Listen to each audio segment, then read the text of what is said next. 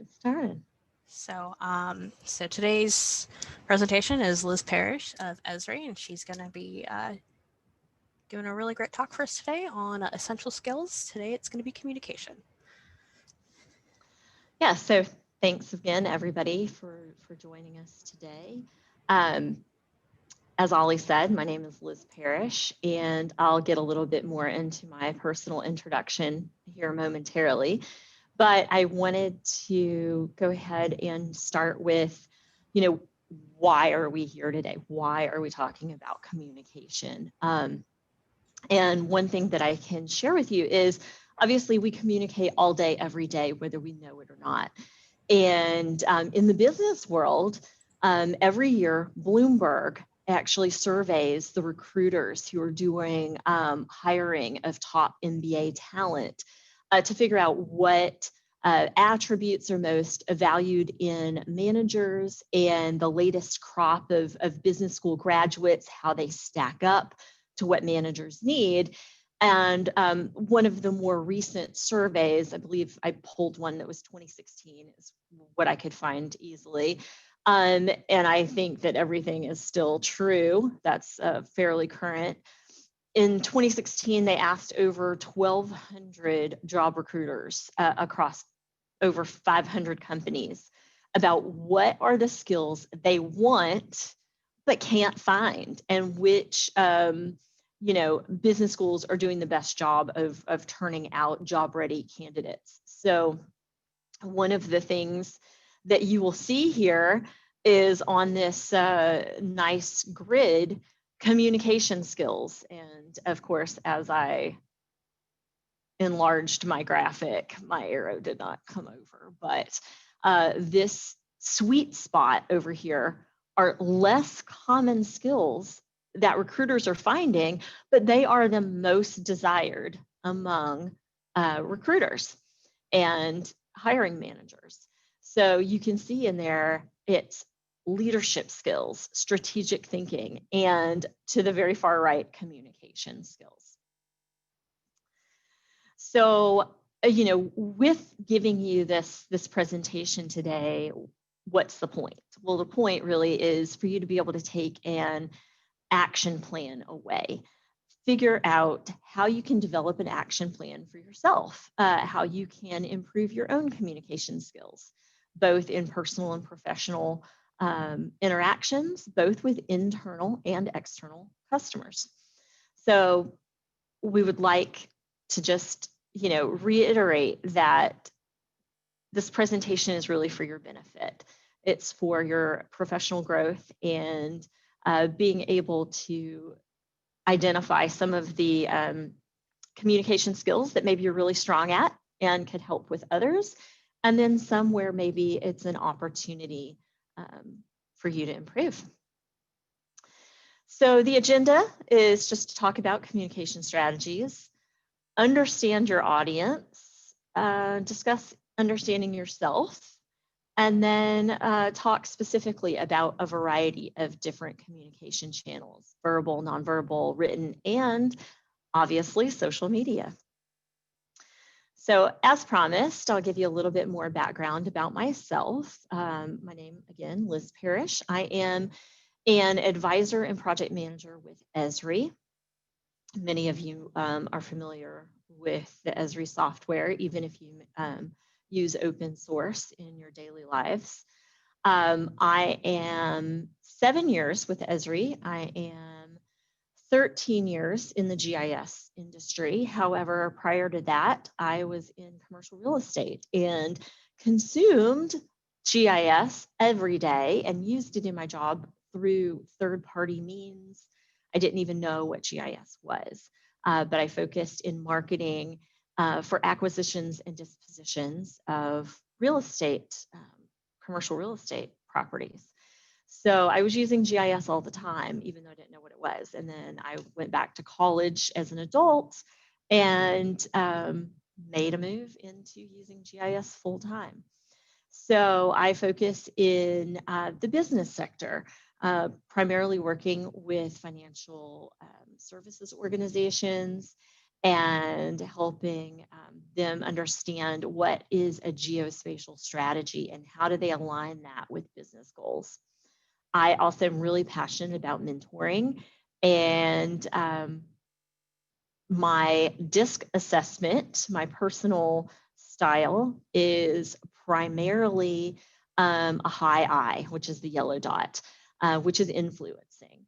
So I am usually enthusiastic and looking to inspire others. And then the blue and green are my stabilizing and cautious traits that I bring into my business style. So that's my communication style. And those are usually being patient and also being analytical and detail oriented. So that's a little bit about me. I'm also recently relocated to Dallas, Texas. So I immediately came to Dallas, and I've been a member of URISA for many years. And as soon as I got here, I joined this wonderful Texas chapter, and I'm very excited to be getting more involved here. So a little bit more about me is, whether it's you or me or anybody else, we all bring to the table things that are important to us. It's why we do what we do. And for me, why I do what I do is to, be a great role model for my family. So I've got two beautiful, successful, brilliant daughters who have gone through college, and are now, contributing to the world in their own spaces. I have a wonderful fur baby, Sal, that I just adopted a few months ago. And as you can see, he is the king of the couch. My background is a GIS degree from Kennesaw State University in the Atlanta metro area. I have a MBA in global business from the University of Redlands, because I spent 7 years out in Redlands at the Esri headquarters. And after I graduated, I actually was able to give back and work as an adjunct instructor, as a professor out at the University of Redlands in the School of Business, teaching classes like GIS for Business and other IS or MIS courses that were business-centric. I also have had really fantastic opportunities to participate both as a mentee and a mentor in structured formal mentorship programs, and then less formally, just with colleagues and friends and folks like you who are part of my network. And then I was really, really blessed to have some work that I did recognized with a SAG Award. So that's a pretty great honor for me.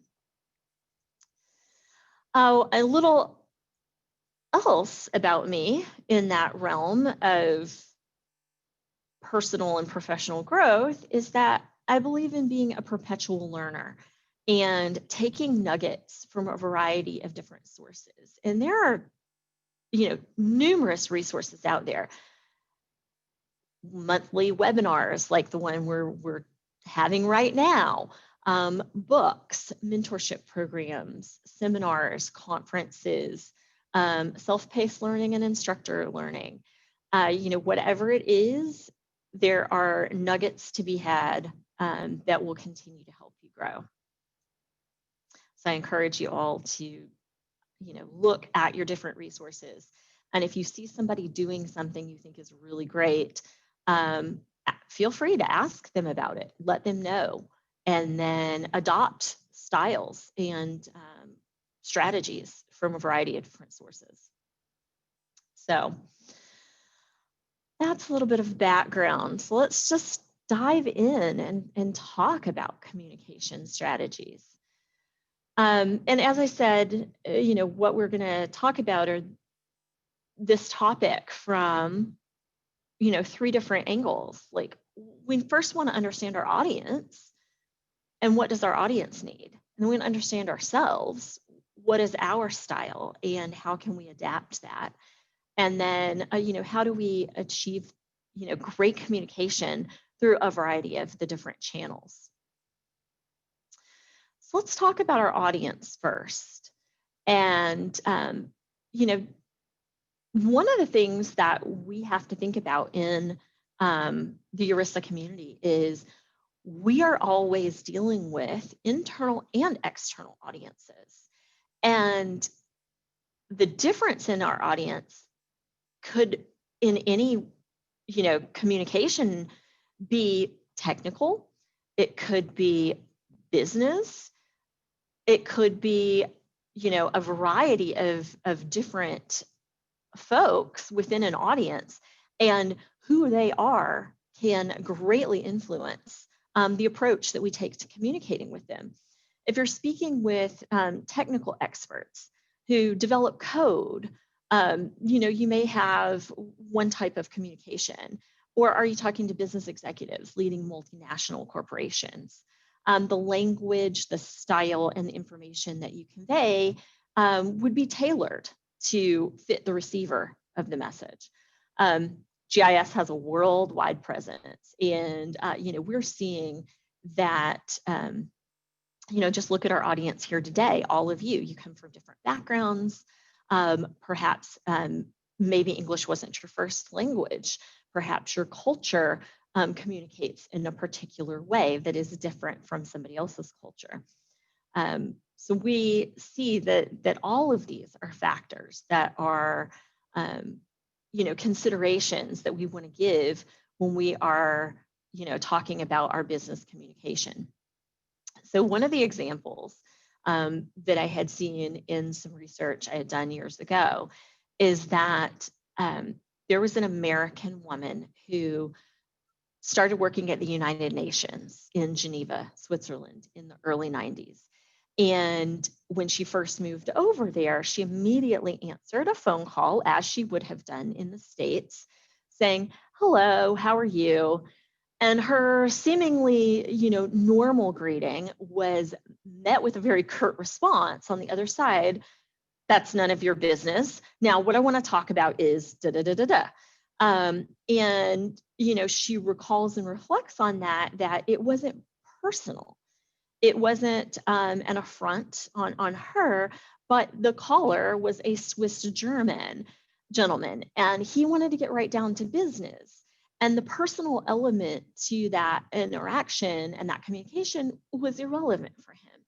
So, in contrast, there are other cultures that require establishing personal trust and rapport first, or else they won't even discuss business with you. The pleasantries have to be completed. And I believe in somebody can please educate me on this, but I do recall that there are some cultures where there are the expectation that there are a series of personal questions that have to be asked. How's your mother? How's your family? How is this? How is that? And you don't talk about business until all of that is done. So, really understanding a little bit about who it is you're working with, both as an individual as well as the culture of the corporation, if you're working with an organization, because they may have, some certain cultural aspects or business practices that would be relevant to how you interact with them. And then, one of the things that we want to talk about, when we are working with somebody, is we all want to know what's in it for me. So being mindful that so does your audience. Every person participating in communication exchange wants something that's valuable. None of us want to waste our time unless we are, on a Saturday afternoon looking for entertainment and, watching a movie. But when we're talking about business communication, we want everything to be productive. We want value out of the relationships that we build and the communications that we have with our colleagues and our clients or customers. So to start understanding our audience, if we put ourselves in their shoes and say, why should they care? What is it that I need them to know specifically, or what is it that I need them to do? And then what are the outcomes that could be had from that communication that I want to have with them? You know, if I do this, then that will happen or not. So we talk, about if then in like programming, if then else, but it's true in communication as well.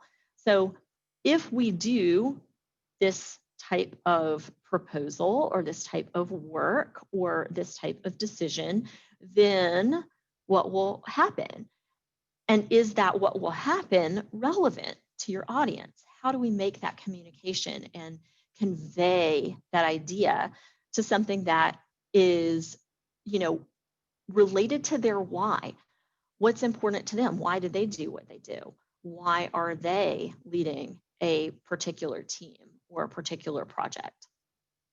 So, as long as we are focusing on understanding our audience, we can then tailor our message. So here's a chart that I found pretty helpful. When we are looking at audiences, we are talking about people who have very different focuses throughout their executive, the execution of their day.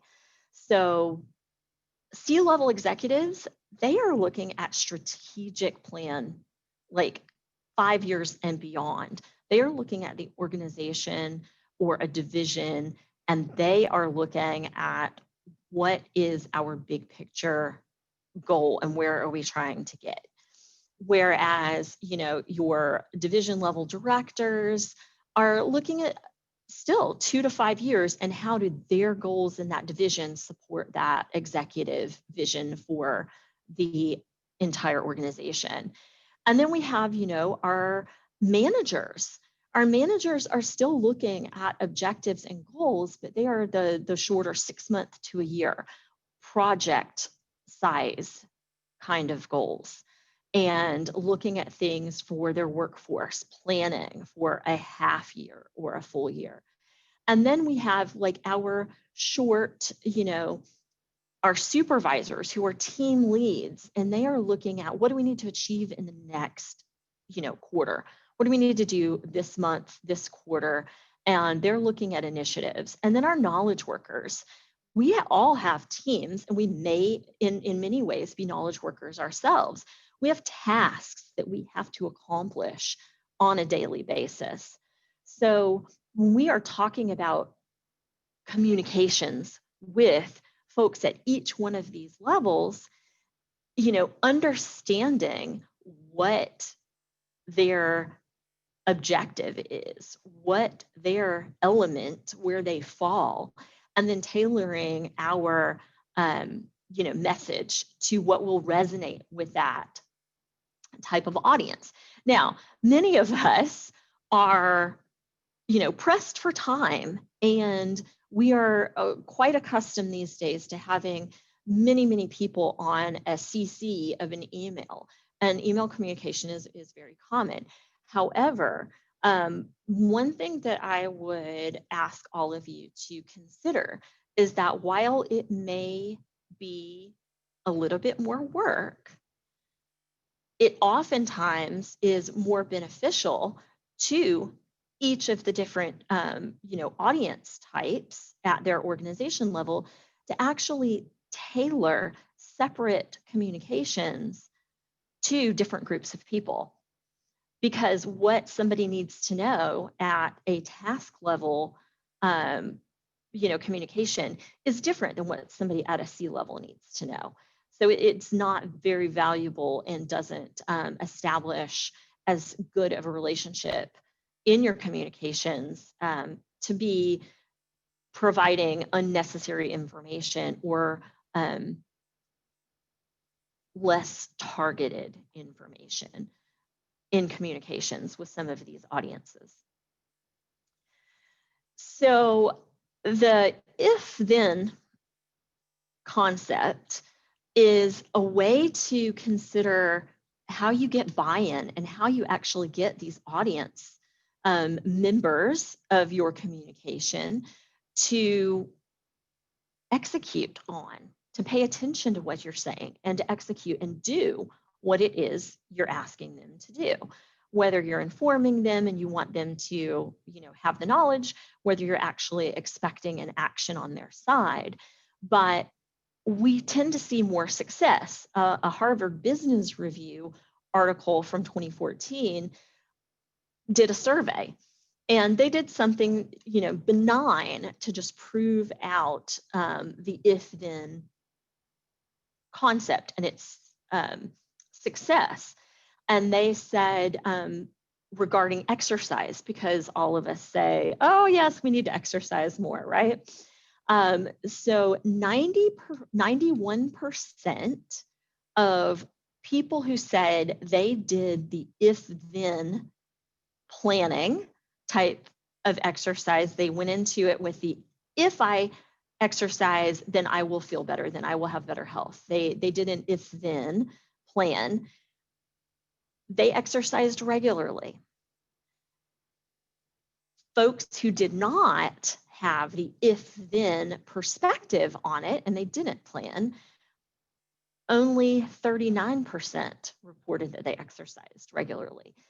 So that is a very big difference in results. So, if we are starting to establish the if-then and we align that to what our audience, what's in it for them, what's important to them, then we should be seeing a little bit better results. All right. So on top of understanding our audience, we have to also understand ourselves. So I shared with you in the beginning that I had done the DISC assessment and what my results of the DISC assessment are. Understanding things like that about yourself. What are your strengths? What are your styles? And then how might you have to tailor that for somebody else to make sure that. Here, Liz, but for Yeah, those who don't know what the DISC assessment is, can you explain that for us? of course, of course. So the DISC assessment is an assessment that you can take that looks at, you answer a series of questions, and some of them seem like it's one of those crazy things where it looks like there's multiple answers that are the same, or you could pick one or the other, but you pick the best that seems most natural for you, your instinct. And it will explain in great detail what your style is, how you communicate. And there's two sides of it. One is, what is your natural style? If there's nothing influencing you and it's just easy, natural, no pressure, no structure, what is your natural style? And then there is your perceived need to adjust, which is if you're taking it in the context of your professional life and your expertise in a given area or the role that you're in, then you may be in a role that when you are looking at what you need to do to be successful in that job, you perceive that you need to adjust in certain ways, and you adjust that natural style. Now, some people will have the same, and that means that they are in a role that they can naturally use their style to be successful, or they feel that they don't need to adjust. Others will adjust highly to a particular role.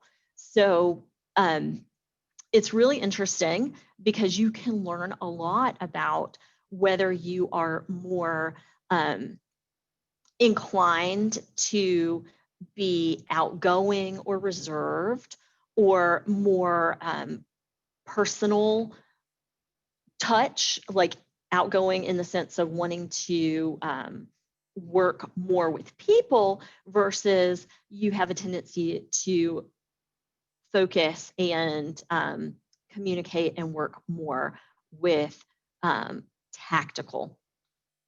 So there's a lot of information on the internet about it. It's very, very interesting, and it can help you certainly understand, for example, somebody who, and I am not this, you did not see a red dot on there, somebody who is a red dot is dominant. And it doesn't necessarily mean that they are a dominant personality so much as it means that they are direct, and they're usually very entrepreneurial, and they want just the facts, and they want them like in 3 bullet points or less. So I am a I, which is yellow, and I am much more about, you know, the influence and understanding what does this mean for the people, and what how could I influence somebody, how does it connect with them as an individual, where a dominant person, I may want to know all of your story and all of the ins and outs of it, and understand it at a really deep level and make that really personal connection. And as an I, and as a D, somebody else may say, I just tell me what's the bottom line. So what I would want to do, understanding myself and my need versus the need of somebody else, is to say, well, if I'm dealing with somebody like that, then I have to kind of rein myself in if I'm giving them information. And then if I'm receiving information from them, perhaps they're only going to give me a couple of bullet points, and I may need to actually express, hey, thanks for that. I also, because of my style, would like a little bit more understanding so that I can personally resonate with it and then be more effective. So really understanding your style and the other person's style is pretty important. So thank you for asking that question. And another part of understanding yourself is heuristics and cognitive bias.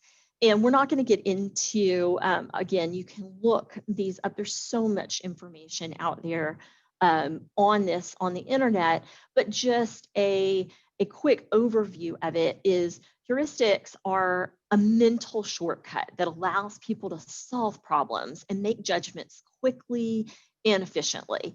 And it is rule of thumb strategy is that shorten our decision-making time and allow us to function without constantly stopping to think about our next course of action.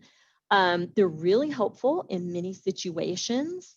For example, we don't have to exert a lot of energy every day to say, I have to look out the window, what's the weather, and then think about, like, actively, oh, it's hot and it's sunny and it's July, so I might need sunscreen. Or it's 50 and it's overcast and there's a chance of rain, so I might need an umbrella and I might need this. It happens instantaneously because of our experience. Also, things like touching a hot stove. Oh yeah, I burned myself. Probably not going to do that again. So heuristics are really great. They help speed things up. What they can lead to, however, are cognitive biases such as stereotypes, prejudice, and these can lead to lack of creative solutions. Now, most of us, I believe, are really cognizant, especially now, that there are stereotypes and there is prejudice, whether we intend it or not. It happens culturally. Just from, I could be prejudiced, I could like Coca-Cola better than Pepsi. It could be something simple like that. What happens is that we will often fall into a pattern of thinking one way, and that puts a limitation on us and puts a box around us, because it sometimes can limit us being open-minded. And we always talk about think outside the box, but being considerate of creative solutions, because sometimes they feel very uncomfortable for us.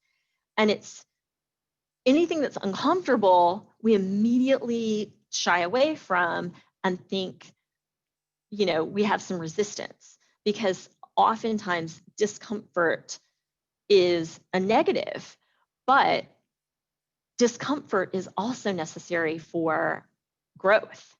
So you've always heard, pain in the gym today is progress tomorrow. Well, the same is true in our communication and in our, business maturity in our life.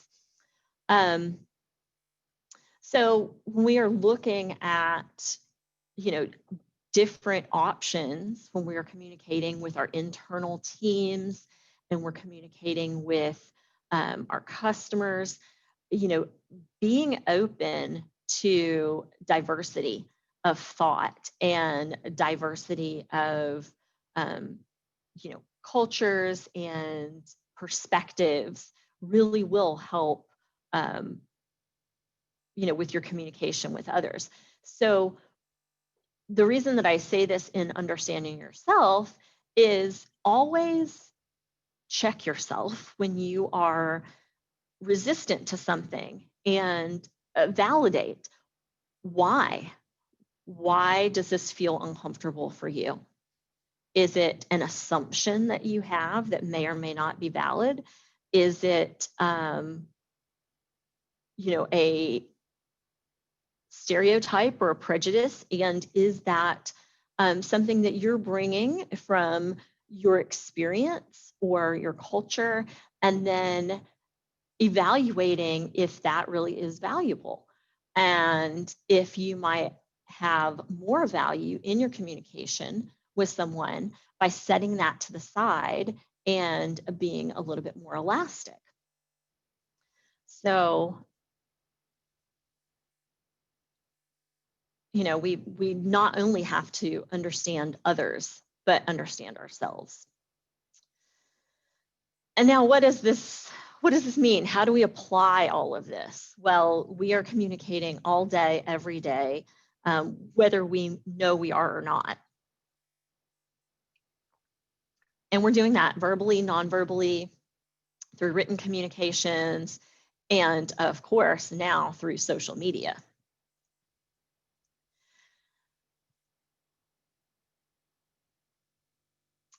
So, Ollie, I'll let you help me here by show of hands. I think everybody who's here, you have the ability to raise your hand.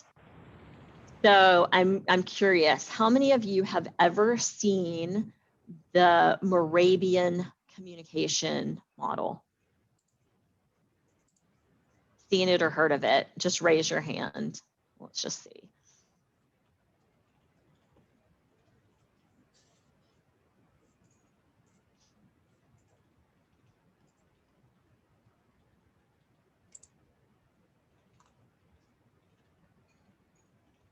Ollie, how many do we have? Looks like we've got a lot of no's so far. Gotcha. Okay. Well, thank you. You guys can put your hands down now. I wish that I could virtually see all of you while we were chatting, but yeah, I don't think the raise hand is on here anymore. We've got the yes, that people have been using the yes and no's. So. A yes and no. Okay. All right. So out of 70-ish people, we had maybe 10% of you familiar with this. So I'll definitely give you a little bit more background. This chart, this breakdown is quite telling.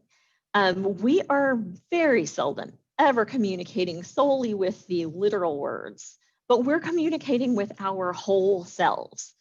So Albert Moravian did a study, and this is the model that is the result of that. We communicate globally with one another by means of language, gestures, signs, pictograms. It's almost impossible not to communicate in some way, shape, or form constantly. And he was Albert Moravian was a professor of psychology, and he studied the importance of nonverbal communication in the 1970s. Subsequent studies have been done, and they have essentially validated all of his results. Slight changes here and there, but for the large majority, completely validated. The influence of nonverbal communication was discovered that it was much stronger than was first assumed. And, you know, some of that is, you know, we can see if somebody's stomping their feet while yelling, "I'm not angry," does that really come across as credible? So, you know, it's one of those interesting factors that 7% are the literal words. That's it, just 7%. Now, does that mean that we need to disregard being accurate in the words that we choose? No, but nonverbal is 38%. And by that, we're talking about your voice, your tone, intonation, volume. So that's 38% is how we say what we say. And then 55% is body language. This is visual. This is what we lose when we don't have the visual. So for those of you who are working remotely, as many of us are now, actually, even if you're in the office, I think we have a poll ready for you. Ollie, do we have the poll where they can take a We do. quick quiz? 3 questions, I promise. It'll take you 15 seconds. All right, are we ready for this? Yep. Okay, so the first question is up. Yep. So everybody will just...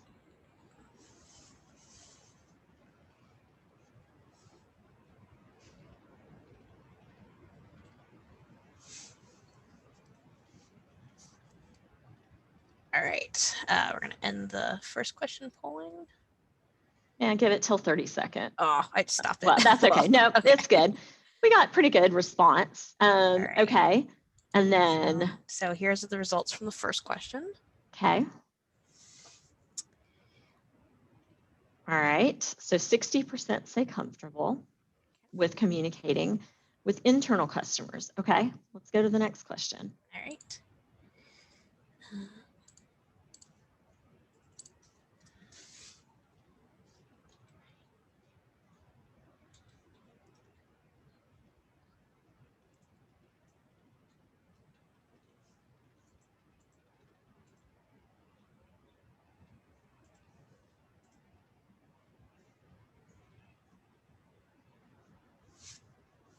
All right, everyone looks like they've answered who wants to answer.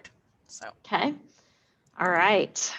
So we went down from communicating with your internal customers at being comfortable at 60% to 37%. We're talking about our external customers and partners. Okay. And let's ask the last question.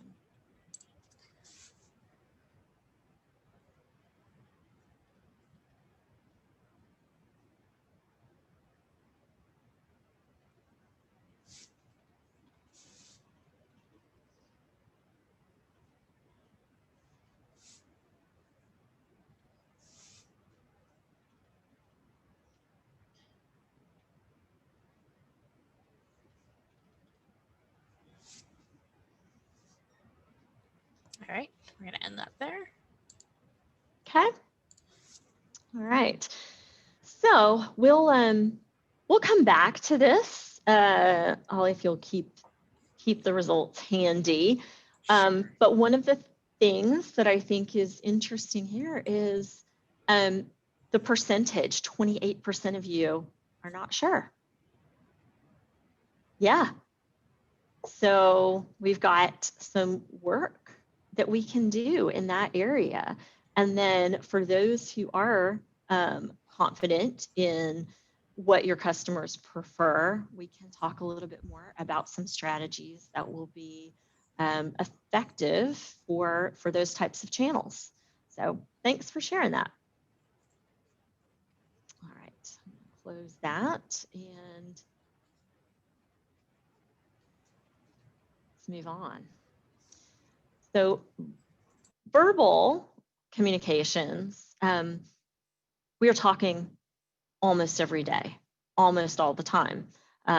Quiet time is not as prevalent, I think, as it once was, especially when we were working remotely and we are working internationally across different time zones and teams. And many of us are working either in an organization or with clients who have an international presence. So we are having to communicate all the time.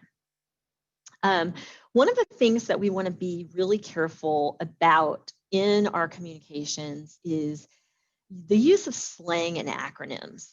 When we are working with colleagues and customers and delivering projects, this is not really the time to introduce a lot of slang or acronyms. We want to be very careful about that. And when it comes to slang, I have a favorite story. A dear friend of mine is a major in the Canadian military, and he was deployed to Afghanistan a few years ago, and he was attached to a US unit there. And I mean, Canada and the US, we're neighbors. We speak the same language. We have a lot of the same cultural norms, but there is still a difference. Nick could not understand why he was met with a less than warm welcome from the commander of the US unit. And after a couple of days of, really doing all the great work that he normally does, he had a conversation, and the senior officer said, "Oh, well, when we were told you were coming, we were told you were checked out." Okay, well, Nick kind of scratched his head and was like, huh? So in the US, if we say, "Oh, he's checked out," that means somebody is like not paying attention, they're not invested, they're kind of, not really the greatest. However, in Canada, checked out means you've been verified as like you're checked off, like you've been validated. So similar slang means completely different things. So had we not used that slang in the first place, could have avoided a little awkward of a start there. So thankfully, everything was overcome, and the working relationship was great. But how frequently, do things like that happen in our business lives? More than we would probably are aware and would like to admit. Slang can also, besides having misalignment of understanding, it can make us appear unprofessional.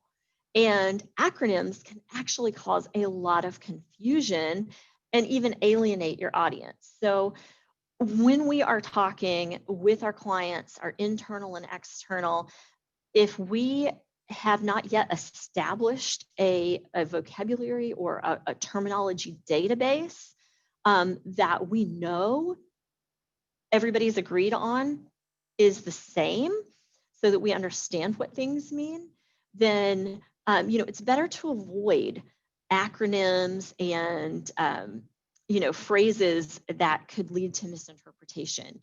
Obviously, working at Esri, within that world, I might say, ArcGIS Online, and that's great. I know what that is. However, if I am talking to somebody who is a senior executive at a corporation, I might not actually use that word if they've never heard it before. I could say it is a SaaS-based software that can do X, Y, Z that speaks to their business needs.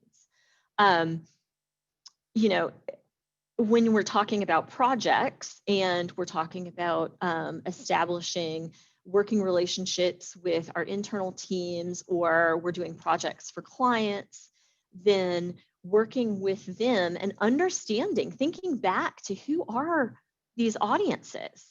Do they have a technical understanding of GIS? Do they have a technical understanding of business processes? What do we need to do to make sure that we align terminology? And it's not just us giving it to them.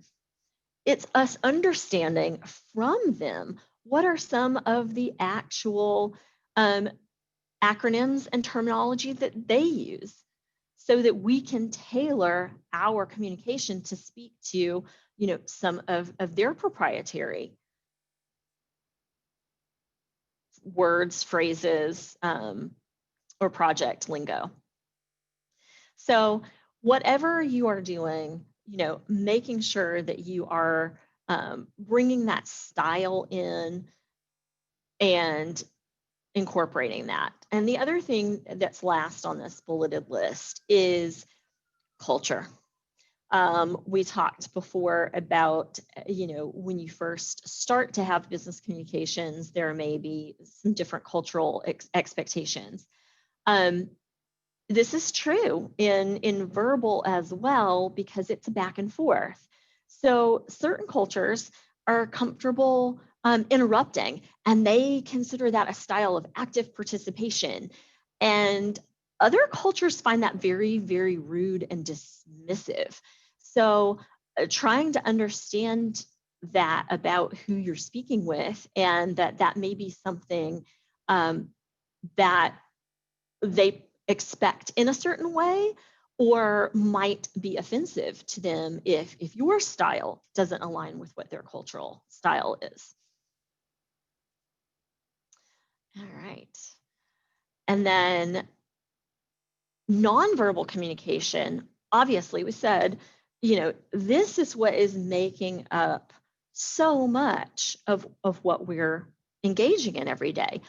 Body language, sitting up straight when you're having a conversation with somebody. And I don't know if you guys can still see my video, but if you are sitting up straight and you're engaged and you're looking at the participant, that comes across one way. If you are sitting back in your chair and you're slouched and you're just kind of hanging out, that can come across another way. And one may be more appropriate for one type of communication and audience, and the other may be more appropriate in a different setting and a different kind of communication.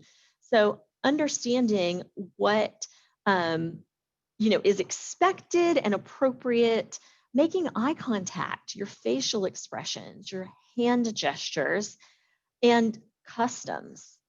All of these are nonverbal.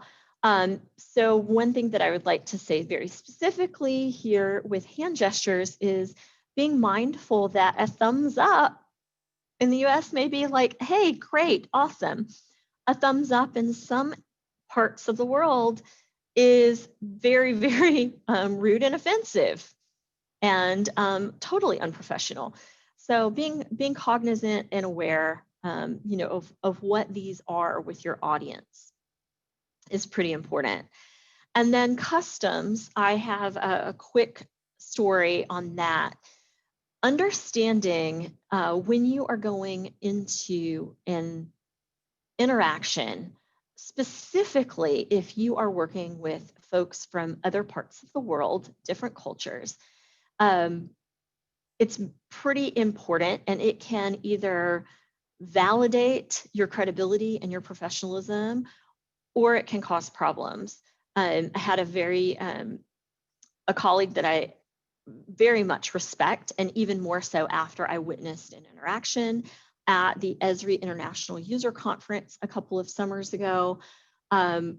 She was introduced to a contingent from Japan and understood I don't know how she did, but she had some experience and some awareness around the Japanese culture and the importance that a business card plays in their culture. And in the US, we might take somebody's business card and throw it in our bag, put it in our wallet, shove it in our pocket, and shake their hand and move on with a conversation and not think anything about it. But in Japanese culture, a business card is very important, and you should give it honor and dignity.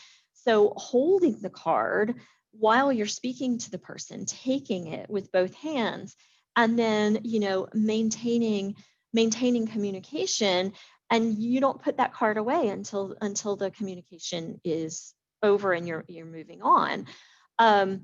That simple understanding of that culture really established an immediate trust and rapport and professional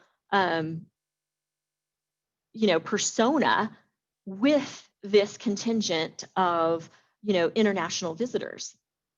So as you're going into working with other partners or clients, taking some time to understand what's important to them, and being aware of some of these key customs is going to be very helpful for you. And then obviously, so many of you said that email is important. Well, when we are talking about email, the best thing that we can talk about is the bluff method, bottom line up front. And I have to admit to you, this has been a hard transition for me, because I am all about the story. I am all about all the details, and I want to know all the details and then get to the meat of it. But that is not the most effective way to communicate. That is not conveying to those folks who have limited time and they need to understand what is most important, and then they can read the details when it's appropriate for them. So writing your emails and understanding what is the key information that needs to be conveyed or the action being requested, put that up front, and then provide details below that support it and give the background. The other thing you want to do in emails is be concise and clear. Don't use complex words and acronyms unless necessary, unless they actually add to the clarity and specificity. And then design. Oftentimes, folks forget about, if you're writing an email, that design can actually help with the readability and the ability for the end user to go back and find key information later. And that could be, if you have to write a longer email, use subheadings like you would in a report. Use bullet points or numbered list. And then instead of a very, very long URL that you might include, highlight over a word and embed that hyperlink and make it easier so that it's a much cleaner looking a piece of material that's going across to your audience. And then make sure that you're including a call to action. If there is something you want the other person to do, put that in there. I'm requesting that you do this, or can you please do this? And what might that be? Maybe there even needs to be a timeline on it. And then circling back to your understanding your audience, remember to use that what's in it for me evaluation from their point of view. Why should they care about what you're saying? What is it I need them to know or do? What are the outcomes? Remember, use the if this, then that, and then relating that back to them, so that as you're tailoring this written communication, you're getting that. And then proofread, use tools, enlist an editor, and make sure you trust this person, a good editor, not just any editor. And here we are wrapping up with social media. So make sure that as you are out there on social media, that you are protecting your organization's brand and your personal brand. it's out there forever, even if you delete it. It's on a server somewhere. So, make sure that you're following best practices and putting forward communications that reflect the goals and the persona and the objectives of your organization and who you are as a professional. And then last but not least, this was not on the agenda, but something that I decided to throw in. And that is when we are talking about meeting etiquette. And it's another time when we're communicating with our colleagues or our project teams or our clients. So include an agenda. Be kind and respectful and accept or decline. If you can't go, and there's any materials that you can review, questions you can ask in advance, or somebody that you can get an update from after, great. If you're going to go to a meeting, prepare in advance. Make sure you come understanding what the meeting is about and what your expected participation is. And then contribute. So when we are having all of these meetings with our teams and we're talking about communication, it's two-way street. So the last thing on here is meet in person or use your video. If 55% of our communication is visual, I'm not saying everybody get up and put on your makeup or wear a tie, but being able to actually see somebody's facial expressions makes a big difference. And if you will notice, when you have a meeting where you turn on your video, other people feel like they should turn on their videos too. And as a leader or somebody, asking, a host of a meeting, if you ask for people to turn on their video, what you'll find, what I find anyway, is that if your video's on, you are more focused on what's at hand and you're more active in your participation and your communication. Whereas if your video's off, we sometimes have a tendency to multitask and flip through our phone and do other things, and we're not as present. So your communication and your rapport with your colleagues and your customers is going to be much greater if you are active and you're wholly there. So at the very end, and I'll share this out, I've got a few resources that I think are really great on leadership and communications. And then we are down to just the last couple of minutes. I know everybody's got other things that they have to do, but I did want to open it up if there are any questions. More than happy to answer anything. If anyone has questions, go ahead. Feel free to type in the chat and we'll be reading them out.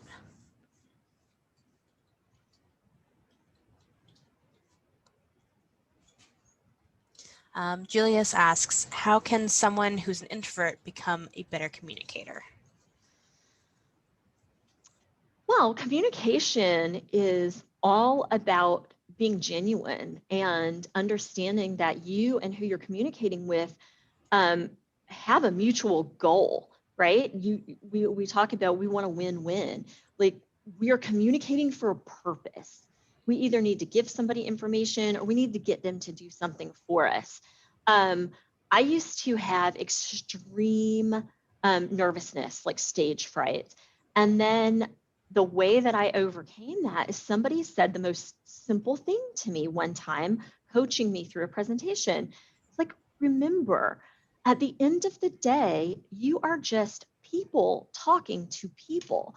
So regardless of who somebody is, whether they're an expert technically or whether they're an executive, it's irrelevant. At the end of the day, they're still a person. You're a human being. And if you are genuinely communicating across something you are passionate about, something that you have a mutual,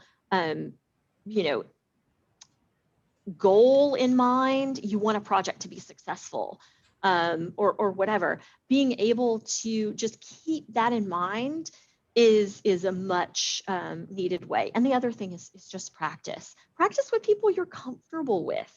Have people, work with you. And nobody wants anybody to fail. We all want each other to be successful. So yeah, I hope that helps. All right, we've got a couple more questions. Someone would like to see the reading list slide. Oh yeah, and I will share the whole presentation with you. And then we've got another one. As a GIS professional, how important is a GISP? Oh, that is a good question, because I personally did not attain my GISP yet. And I am not a big fan of having to take a test, so I'm not really sure. I really think that it depends on what your very specific career aspirations are. If you are, looking to do certain types of roles, it is not as necessary as others. So I think that looking at what your career aspirations are, what your interests are, and then really talking with folks who are in that role and asking them, what value they have found from it. There are certain business side roles where, maybe a PMP is more advantageous, but a GISP is certainly not going to ever be a bad thing. But it's really about aligning what makes the most sense for you based on the type of work you want to do and what is respected and required or preferred in that particular type of industry or that particular role. And one last question really quick. Thank you everyone for sticking out with us. I have a slight problem remembering people's names. How can I begin conversations in a group when I'm supposed to know someone but can't quite remember? Oh, you know what? Hi, how are you? Great to see you. And I 100% will just full on admit it. I remember meeting you. I know that I should recall your name. And I just apologize that I can't. Can you please remind me? I find that it is much easier to not stress about it if I do that. The other strategy is to, especially if it's a group, start chatting with the group. Hey, how are you? Nice to see you, whatever. How did you like X, Y, Z if you're at a presentation or whatever? Oh, did you see the session on such and such? Or what do you think about this new tool? Whatever. Start the conversation just generically. And maybe it will come to you. Maybe it will just pop into the back of your head, or maybe somebody else will just say it. But I wouldn't let it linger. If it doesn't happen organically within the first couple of minutes, then absolutely just say to somebody, hey, I know that I should remember your name and I apologize that I don't. Can you please remind me? And, I would say probably about 75% of the time that I've said that to people, they've done the same thing. They've been like, oh, that's no problem. I'm Joe and I can't remember your name either. What is it? So you're not the only one. Believe me, you are not the only one. Thank you so much, Liz. That was a fantastic presentation. I'm really glad we were able to have you on this month. And for everyone else, thank you for sticking around. And this concludes our November speaker series. This is also going to be the last speaker series of 2020. So we're hoping to see you guys, everyone, back in January of 2021 with the new round. Thank you, everybody. Thank you, everybody. Happy Thanksgiving.